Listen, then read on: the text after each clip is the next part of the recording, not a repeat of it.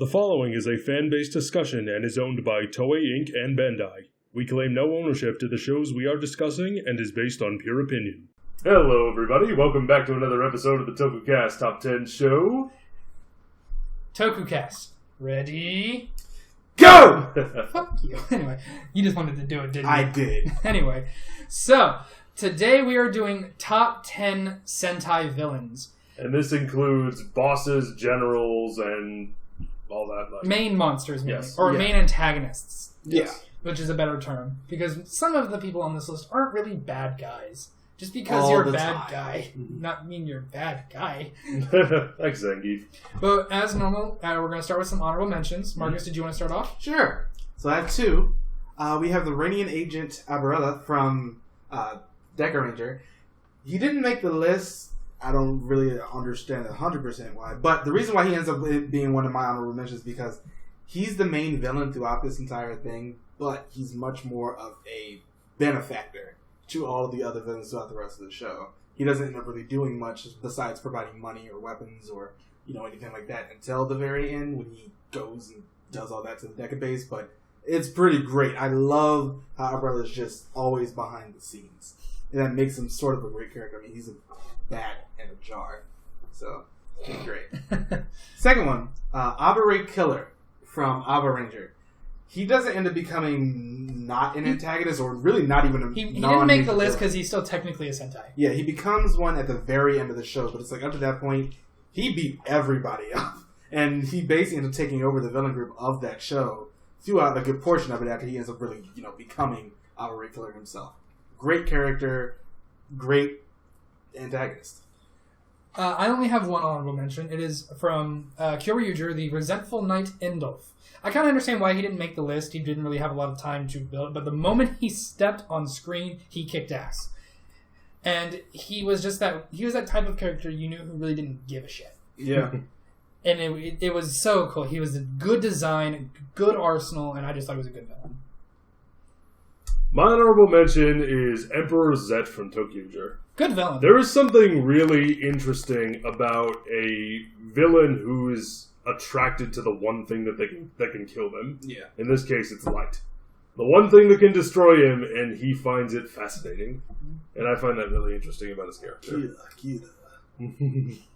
But those are the honorable mentions. On to our top 10. Mm-hmm. Number 10. Number 10, Salameh from Battle Fever. She has the distinction of being the first female, actual villain, but she is also really smart. A lot of the plans that they end up coming up with are hers. I still remember the episode, go back and watch the Battle Fever review, of her, First review. Our first review, where she, I still remember this episode where she basically ends up cornering the entire fish market by poisoning, a whole bunch of fish and limiting the ability for the entirety of Japan to get, so they end up rising prices for fish in general.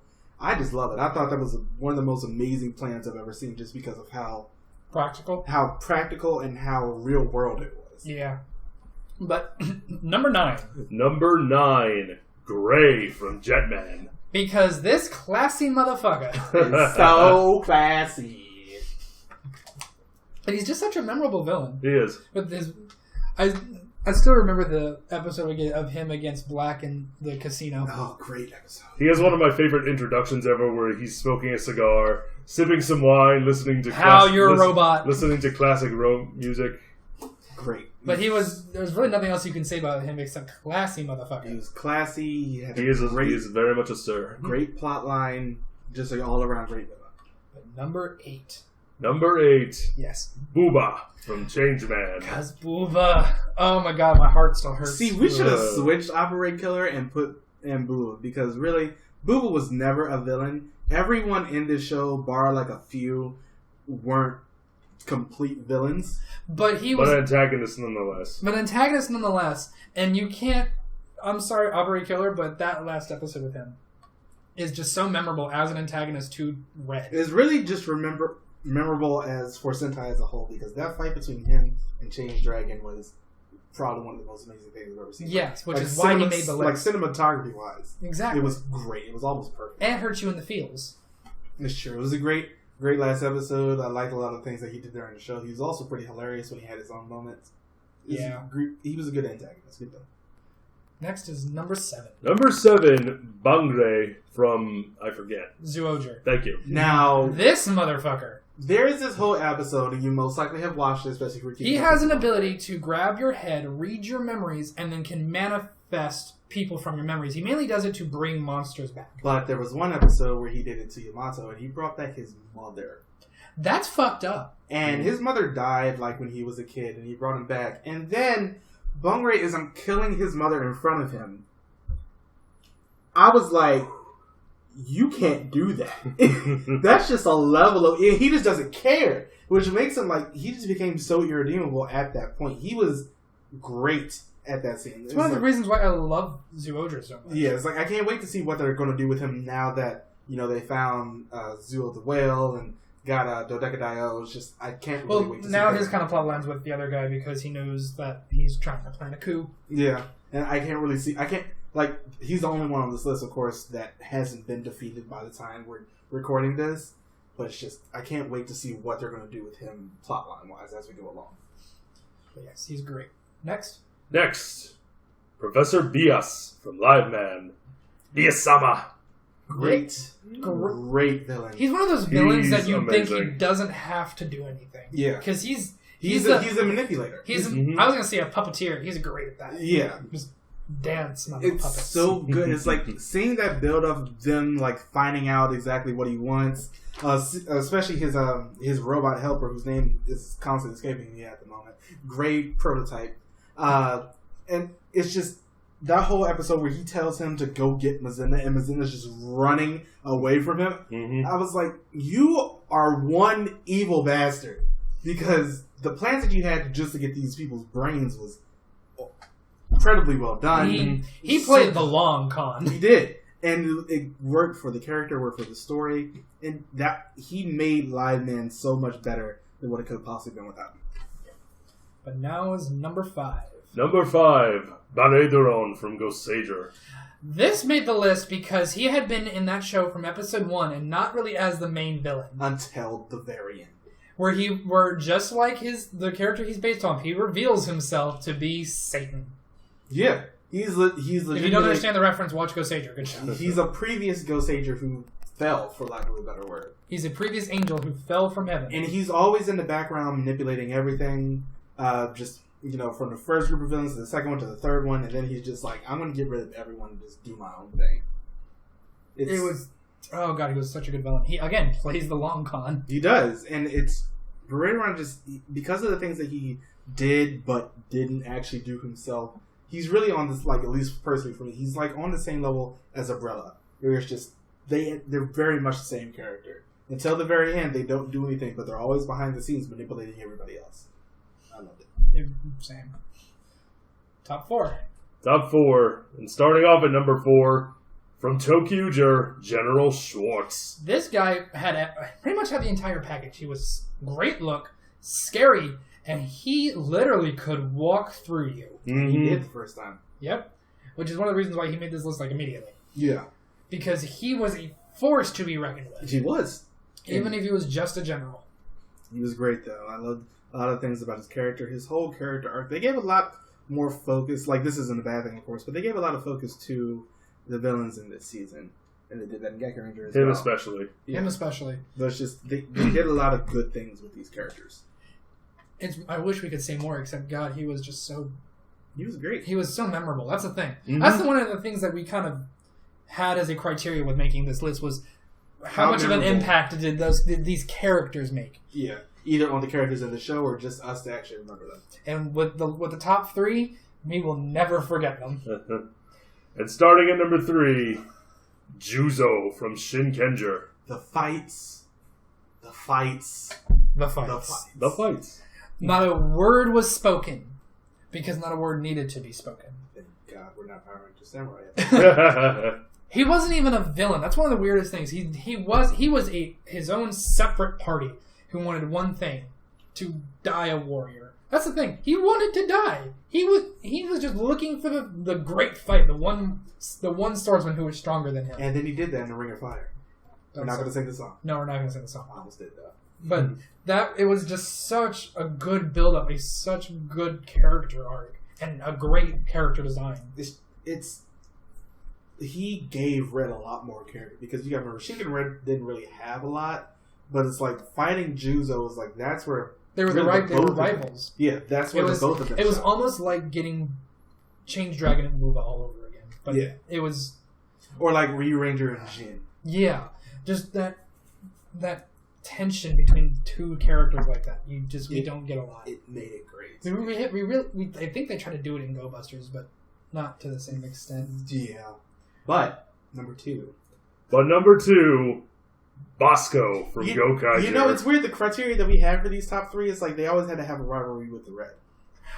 Valid point.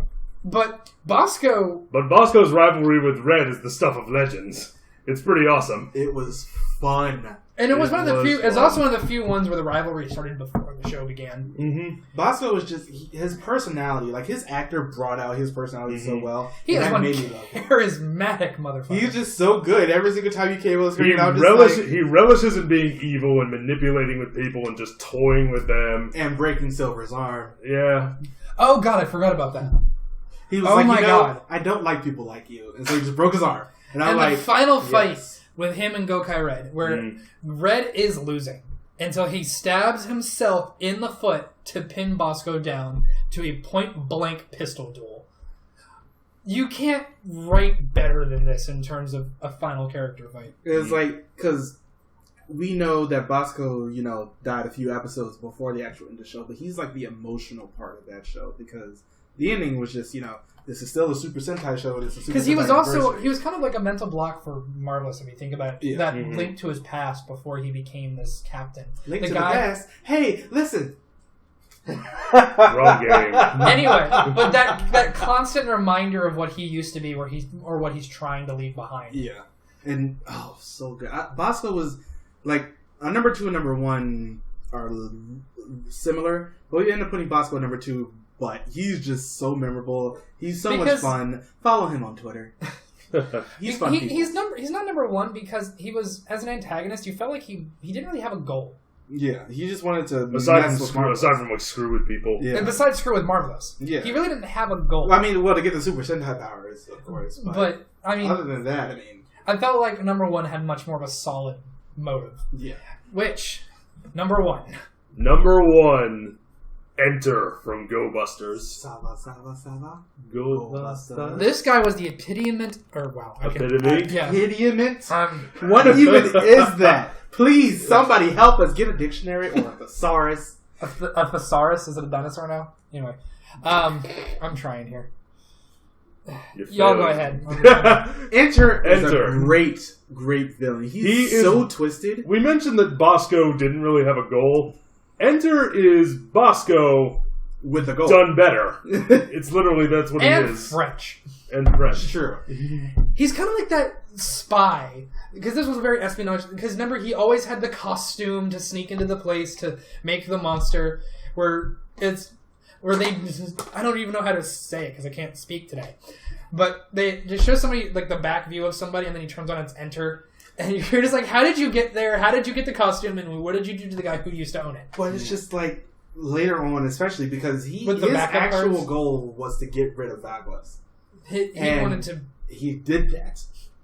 And then, just in case, he also had contingency plans, because just in case, he made a backup of himself in Redbuster. And several other cards. And which drove Redbuster to contemplate suicide at the edge of a skyscraper. Leading up to one of the best fights. When we do our top 10 fights. Where Enter shows up and says, "What the hell do you think you're doing?"